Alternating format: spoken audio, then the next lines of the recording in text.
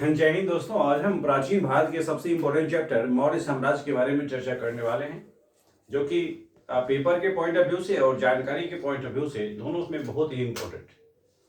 आपसे रिक्वेस्ट है कि इन पार्ट्स को निश्चित रूप से आप बखूबी समझेंगे ताकि आप अधिक से अधिक मार्क्स ऑब्टेन कर पाए। राइट है, तो चलते हैं, शुरुआत करते हैं। इसके पहले भाग को देखते हैं। चूंकि ये चैप्टर बहुत ही लेंथी है, इसलिए हम पार्ट में बनाएंगे इसको और इसमें तमाम इम्पोर्टेंट चीज़ों को पकड़ने की कोशिश करेंगे ताकि आप सभी मार्क्स ऑब्टेन कर पाए।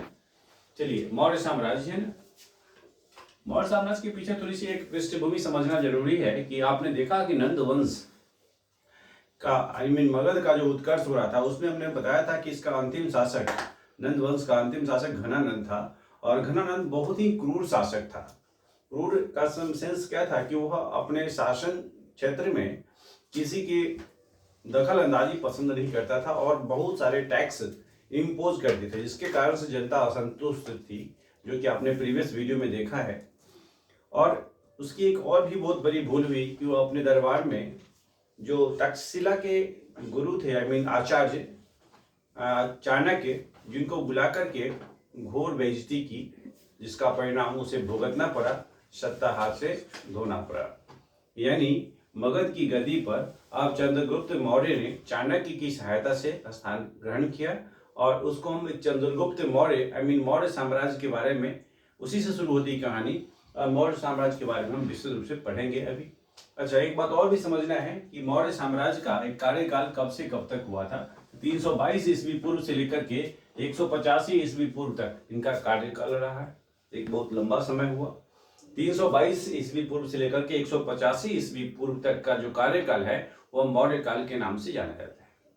अच्छा, मौर्य काल के बारे में जानकारी प्राप्त करने के लिए, जैसा आपने पढ़ा था, प्राचीन भारतीय इतिहास को समझने के लिए हमारे पास जो सोर्स है, जो स्रोत हैं, वह साहित्यिक स्रोत हैं, पुरातात्विक स्रोत हैं और विदेशियों का जो एक आगमन हुआ है हमारे यहाँ, उनके द्वारा जो कुछ लिखित विवरण दिए गए हैं, उन तमाम चीज़ों से हम इन ऐतिहासिक पृष्ठभूमि को समझने में अपने आप को सफल साबित करते हैं। चलिए, इसमें हम एक बार चर्चा करते हैं कि मौर्य साम्राज्य से संबंधित जानकारी किन किन चीजों से प्राप्त होती है। जैसा कि मैंने पहले बताया, साहित्यिक साक्ष्य। साहित्यिक साक्ष्य का मतलब कि जो हमारे यहाँ पुराण ग्रंथ जो कुछ भी चीजें हैं, जैसे हम नाम दे अगर तो अर्थशास्त्र, उसमें सबसे महत्वपूर्ण आता है अर्थशास्त्र।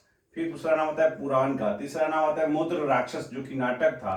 बौद्ध एवं जैन ग्रंथों के द्वारा भी हमें मौर्य साम्राज्य के बारे में जानकारी प्राप्त होती है। ये सब जो है वह साहित्यिक साक्ष्य के रूप में हमने इसको काउंट किया है। अब इसके बारे में हम जानेंगे अर्थशास्त्र के बारे में। तो अर्थशास्त्र के बारे में मैंने यहाँ पर लिखा है कि सर्वाधिक महत्वपूर्ण जानकारी जो है वह अर्थशास्त्र से प्राप्त होती है। अर्थशास्त्र जो मौर्य प्रशासन के अतिरिक्त चंद्रगुप्त मौर्य के जीवन पर भी प्रकाश डालती है। चंद्रगुप्त मौर्य के जीवन पर भी प्रकाश डालता है। यानी चंद्रगुप्त मौर्य जो मेन शासक के रूप में उभरे, उनके जीवन उनके जीवन शैली, उनके दिनचर्या, उन तमाम चीजों के बारे में जानकारी अर्थशास्त्र से मिलती है।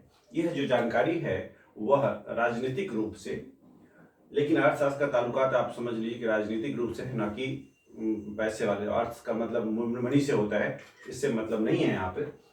चलिए, हम दूसरे मुद्दे पर आते हैं। साहित्यिक साक्ष्य, अर्थशास्त्र, पुराण, मुद्रा राक्षस, बौद्ध एवं जैन ग्रंथ आदि से हमें इनके बारे में मौर्य साम्राज्य के बारे में तमाम जानकारी प्राप्त होती है। चलिए, अब इसमें एक बात और समझिए कि पुरातात्विक साक्ष्य, दूसरा नाम आता है पुरातात्विक साक्ष्य। यानी पुरातत्व के जो चीज जमीन के अंदर से या जो कुछ ऐसी वस्तुएं जो कि हमें जानकारी उस समय की प्रदान करती है, वह पुरातात्विक साक्ष्य में काउंट है। उसमें नाम आता है पहला, आपने सुना होगा, अभिलेख और पांडुलिपि। राइट है ना। तो अभिलेख, अशोक सम्राट अशोक इसके मौर्य साम्राज्य के महत्वपूर्ण शासकों में से एक है। तो अशोक के अभिलेख, यह भी एक हमें मौर्य साम्राज्य के बारे में तमाम जानकारियां प्रोवाइड करती हैं, देती हैं। दूसरा, जूनागढ़ गिरनार अभिलेख के नाम से प्रचलित है। यह भी एक हमें बहुत सारी अभिलेख, मतलब तो आपको पता ही होगा कि हार्ड सरफेस पे या पिलर पे जो कुछ भी लिखी गई चीजें हैं, वह हमें जानकारी उस समय के जो राजा थे उनके द्वारा जो उपलब्धियां थी उनको लिखा जाता था, ताकि लोग आसानी से समझ पाए उसको। काली पॉलिश वाले मृद भांड, पॉलिश तो समझ ही रहे कि पॉलिश किया हुआ चीज, ऊपर से पेंट किया हुआ चीज। मृद भांड यानी मिट्टी के बर्तन, मिट्टी के बर्तन जो काले रंग के पेंट किए हुए थे उनसे भी उस जमाने में उससे भी जानकारी प्राप्त हुई कि उस समय में जो बर्तन हुआ करते थे वह किस तरह के हुआ करते थे, उनकी जानकारी मौर्य काल की जानकारी प्राप्त होती थी। भवन, भवन में हम दो नाम लेते हैं, स्तूप और गुफा।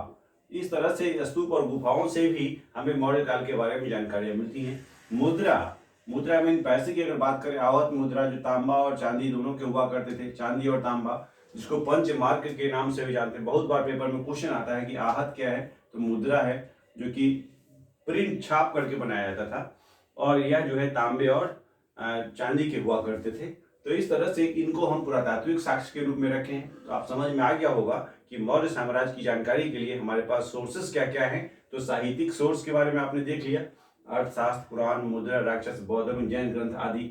अच्छा, पुरातात्विक सोर्स की अगर बात करें तो अशोक के अभिलेख, जूनागढ़ अभिलेख और काली पॉलिश वाले मिट्टी के बर्तन, मृदभांड जिसको बोलते हैं, भवन में स्तूप और गुफा, मुद्रा में आहत मुद्रा जिसको हम पंचमार्क के नाम से भी जानते हैं, जो तांबे और चांदी के हुआ करते थे।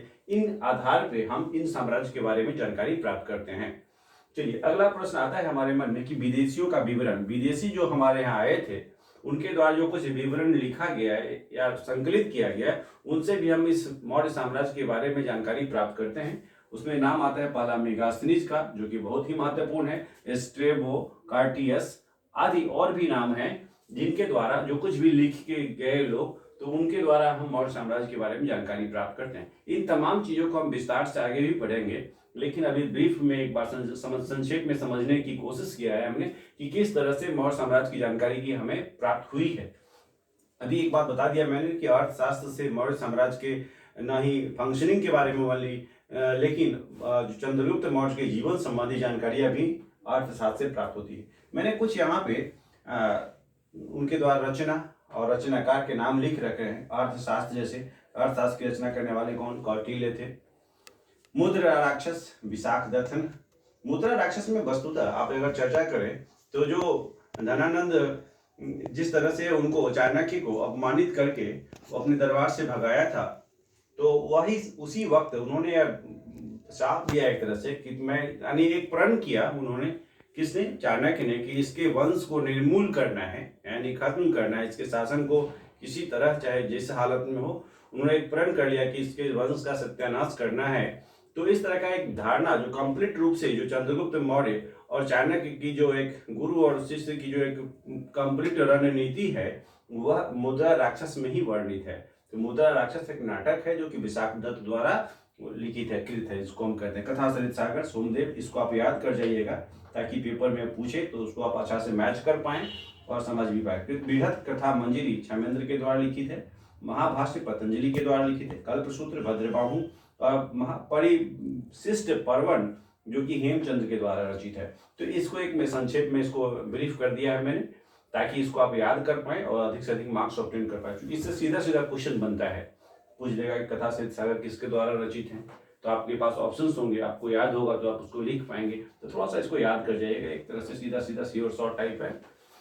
चलिए, अब इसमें हम आगे कुछ पढ़ते हैं कि इसके बारे में जो साहित्यिक स्रोत हैं या विदेशों का जो विवरण है या पुरातात्विक सोर्स हैं, इन सब का एक कुछ कंक्लूजन हमने और भी लिखा है थोड़ा सा। जस्टिन एक विदेशी सोर्स हम देख लीजिए, विदेशियों का विवरण। जस्टिन आदि, आदि का मतलब बहुत सारे, जस्टिन यानी आपने देखा मेगास्थन, स्ट्रेबो, कार्टियस और जस्टिन, इस तरह से और भी विद्वान जो थे जिन्होंने चंद्रगुप्त मौर्य, इसमें जस्टिन का नाम आता है, जस्टिन आदि विद्वानों ने चंद्रगुप्त मौर्य को सेंड्रोकोटस, एक प्रश्न यहाँ बनता है, सेंड्रोकोटस कहा है। तो सेंड्रोकोटस किसी को नाम दिया गया, यानी यूनानियों के द्वारा यह नाम दिया गया। क्या? देखिए, जस्टिन ने यह बताया चंद्रगुप्त मौर्य को सेंड्रोकोटस, यानी उसको सेंड्रोकोटस से संबोधित किया गया, लेकिन यह जानकारी भारतीयों को नहीं थी, यानी यहाँ के लोगों को नहीं थी। सर्वप्रथम विलियम जोन्स, याद रखिएगा, विलियम जोन्स ने सेंड्रोकोटस को की पहचान की कि चंद्रगुप्त मौर्य से ही संबंधित है, यानी चंद्रगुप्त मौर्य को ही वे लोग, यूनानी लोग, सेंड्रोकोटस के नाम से संबोधित किया करते थे। तो सेंड्रोकोटस या एंड्रोकोटस याद रखिएगा आप, है ना। जब विलियम जोन्स के द्वारा पहली बार, जो काम पहली बार होती है उसको हम निश्चित रूप से याद रखते हैं। तो विलियम जोन्स के द्वारा पहली बार यह पहचान किया गया कि सेंड्रोकोटस किसी और के लिए नहीं, चंद्रगुप्त मौर्य के लिए ही वो लिखित है। यानी उन्हीं के लिए यह चीज प्रयोग में लाया गया है। सेंट्रोपोटस रिलेटेड टू चंद्रगुप्त मौर्य, इसकी जानकारी विलियम जोन्स ने सर्वप्रथम दी थी, याद कर जाइए। मेगास्थनीज, अब दूसरा नाम याद रखिए मेगास्थनी, जो कि यूनानी शासक सेल्यूकस निकेटर, यूनान के जो शासक थे, यूनानियों का आक्रमण हुआ है हमारे यहाँ, तो उस तरह से मेगास्थनीज जो कि यूनानी शासक सेल्यूकस निकेटर का राजदूत था, एम्बेसडर जिसको बोलते हैं, राजदूत था। याद रखिए सेल्यूकस निकेटर का राजदूत कौन था? मेगास्थनीज। याद रखिए, ऐसा भी याद रख सकते हैं, मेगास्थनीज राजदूत था सेल्यूकस निकेटर का। सेल्यूकस निकेटर कौन था? यूनानी शासक था, जो कि चंद्रगुप्त मौर्य के दरबार में आया था। अब एक प्रश्न यहां से और भी बन सकता है कि मेगास्थनीज किसके दरबार में आया था? चंद्रगुप्त मौर्य के दरबार में आया था। और मेगास्थनीज था कौन? सेल्यूकस निकेटर का राजदूत था। एक बात और भी याद रख लेना है कि इंडिका में पाटलिपुत्र का, ध्यान दीजिए, इंडिका में इसका विस्तृत वर्णन किया गया है। और खास करके इंडिका में जो मेगास्थनीज द्वारा रचित है इंडिका, उसमें पाटलिपुत्र जो कि मगध की राजधानी बनी थी, उसका विस्तार से वर्णन किया गया है। इनमें 3 प्रश्न ध्यान रखिए बहुत अच्छी तरह से कि सेल्यूकस निकेटर का राजदूत कौन था? मेगास्थनीज। सेल्यूकस निकेटर कौन था? यूनानी शासक था। इंडिका किसके द्वारा रचित है? मेगास्थनीज के द्वारा रचित है। इंडिका में किसका वर्णन किया गया है? तो पाटलिपुत्र का विस्तृत वर्णन, आई मीन चूंकि वह राजधानी क्षेत्र था तो उसके बारे में विस्तार से चर्चा मेगास्थनीज ने अपने पुस्तक इंडिका में किया है। तो इस तरह से इन तमाम चीजों को आप समझ गए होंगे किस तरह से मौर्य साम्राज्य में इसका एक प्रारंभिक बिंदु है जिसको हमें समझना जरूरी था। अब कुछ और भी समझे कि आखिरकार मौर्य साम्राज्य की स्थापना हुई कैसे। तो मौर्य साम्राज्य की स्थापना से आप बिल्कुल समझ गए होंगे कि मौर्य साम्राज्य की स्थापना किसके द्वारा हुई है? चंद्रगुप्त मौर्य के द्वारा हुई है। नाम याद रखिए, चंद्रगुप्त मौर्य। चंद्रगुप्त मौर्य, मैं कहानी बताया भी, मुद्रा राक्षस में इसके बारे में बताया गया। चंद्रगुप्त मौर्य ने नंद वंशीय शासक, नंद वंश का शासक कौन? घनानंद, जो कि अंतिम शासक के रूप में समझा गया, घनानंद की हत्या कर गुरु चाणक्य, जिसको हम कौटिल्य के नाम से जानते हैं, चाणक्य की सहायता से मौर्य साम्राज्य की नींव रखी थी। चंद्रगुप्त मौर्य ने नंद वंशीय शासक घनानंद की हत्या करके गुरु चाणक्य की सहायता से मौर्य वंश की नींव रखी का मतलब उसका स्थापना किया। इसलिए मौर्य वंश के संस्थापक के रूप में हम चंद्रगुप्त मौर्य को जानते हैं। अच्छा, जिसकी राजधानी पाटलिपुत्र ही थी, याद रखिएगा। मौर्य वंश ने, चंद्रगुप्त मौर्य ने मौर्य वंश की स्थापना की जिसकी राजधानी पाटलिपुत्र थी। अब एक बात और इसमें आता है कि उसकी माता, आई मीन चंद्रगुप्त मौर्य की माता का नाम क्या था? मूर था। मूर, जिसमें संस्कृत में इसका अर्थ क्या होता है? मौर्य होता है। याद रखिए, इसका अर्थ क्या होता है? मौर्य। देखिए, उसकी माता का नाम मूर था, संस्कृत में अर्थ इसका मौर्य होता है, इसलिए इस वंश का नाम मौर्य वंश पड़ा। इसके पिता और माता दोनों अलग अलग वंश के थे, लेकिन माता के वंश के नाम से ही एक्चुअली वह जो तैमूर वंश से थे, याद रखिए, इसलिए इस वंश का नाम मौर्य वंश पड़ा। इस वंश का नाम क्या पड़ा? मौर्य वंश। अब आप समझ गए होंगे कि मम्मी जो है वो मूर वंश से थी, जिसका अर्थ होता है, मम्मी का नाम ही मूर था जिसका अर्थ होता है मौर्य, और मौर्य, इसीलिए उसका नाम, वंश का नाम पड़ा मौर्य वंश। बौद्ध एवं जैन ग्रंथों के अनुसार, बौद्ध और जैन ये जो हमारे पास साहित्यिक सोर्स हैं, इन ग्रंथों के अनुसार चंद्रगुप्त जो है मौर्य यानी क्षत्रिय, मौर्य का मतलब क्या होता है? चंद्रगुप्त की चर्चा कर रहे हैं हम, वह क्षत्रिय कहा गया है। बौद्ध एवं जैन ग्रंथों में चंद्रगुप्त मौर्य को क्षत्रिय कहा गया है, जब यह विवाद का विषय रहा है। जबकि अन्य पुराणों और ग्रंथों के अनुसार ये चंद्रगुप्त मौर्य को शूद्र जाति से संबोधित किया गया है। यह एक विवाद का विषय रहा है, लेकिन बौद्ध एवं जैन ग्रंथों में स्पष्ट रूप से इन्हें मौर्य यानी क्षत्रिय कुल का कहा गया है। और दूसरी तरफ इनके गुरु जो चाणक्य थे, उनका माना, क्योंकि वह जो वर्णाश्रम के बहुत ही प्रबल पोषक थे, यानी वर्ण के आधार में उन्होंने निर्णय करना होता था, तो यह चाणक्य के मन में था कि जो सत्ता यानी क्या, जो शासन करने का जो अधिकार है सिर्फ क्षत्रिय को है, इसलिए यह अधिकार सिर्फ चंद्रगुप्त मौर्य को, यानी उनके द्वारा भी यह बताया गया कि क्षत्रिय ही सिर्फ शासन कर सकते हैं। इस तरह से उनके द्वारा भी क्षत्रिय के रूप में प्रबल समर्थन किया गया। तो कुल मिलाकर के आप समझ गए होंगे, बौद्ध एवं जैन ग्रंथों में चंद्रगुप्त मौर्य को क्षत्रिय कहा गया है, जबकि अन्य में नहीं, ऐसा नहीं कहा गया है। तो ये मौर्य वंश के प्रमुख शासक कौन कौन थे? अब यह बात बहुत महत्वपूर्ण, जब हम मौर्य वंश की स्थापना के बारे में समझ गए तो इसके शासक, इंपॉर्टेंट शासक कौन कौन है, इसमें हमने नाम लिखा है। नाम क्या लिखा है? चंद्रगुप्त मौर्य, ऑब्वियस है, जो कि संस्थापक थे और पहले शासक भी, जिनका कार्यकाल 322 से 298 ईस्वी पूर्व तक था। दूसरा नाम आता है बिंदुसार का। आपने पीछे बिंबिसार पढ़ा है, कंफ्यूजन नहीं होना चाहिए आपके मन में, वह हर एक वंश के शासक थे। यह कौन है? बिंदुसार। बिंदुसार यह मौर्य वंश के शासक हैं। याद रखना, चंद्रगुप्त मौर्य पहला नाम आता है चंद्रगुप्त मौर्य का, दूसरा नाम आता है बिंदुसार का, तीसरा नाम आता है अशोक का। तीनों अपने आप में बहुत ही महत्वपूर्ण है। आपको याद रखेंगे उनका कार्यकाल 322 ईस्वी से 298 ईस्वी पूर्व तक, 298 से 273 ईस्वी पूर्व तक, और 273 से 232 ईस्वी पूर्व तक इनका कार्यकाल है। तो आप थोड़ा सा इसको याद रखिएगा, चंद्रगुप्त मौर्य, बिंदुसार और अशोक, ये चंद्र मौर्य वंश के महत्वपूर्ण शासकों में आते हैं। अब इस तरह से हम इन तमाम चीज़ों को समझ गए हैं। तो इस पार्ट में हम आज इतना ही रखते हैं। अगले पार्ट में इसके और तमाम उपलब्धियों को समझने की कोशिश करेंगे। This is part 1। ये चूंकि चैप्टर बड़ा है इसलिए हमने इसमें थोड़ा सा संक्षेप में सभी चीज़ बताने की कोशिश की है, और लेकिन विस्तार पूर्वक चर्चा हम दूसरे भाग में भी करेंगे। Thank you so much. You have to keep watching.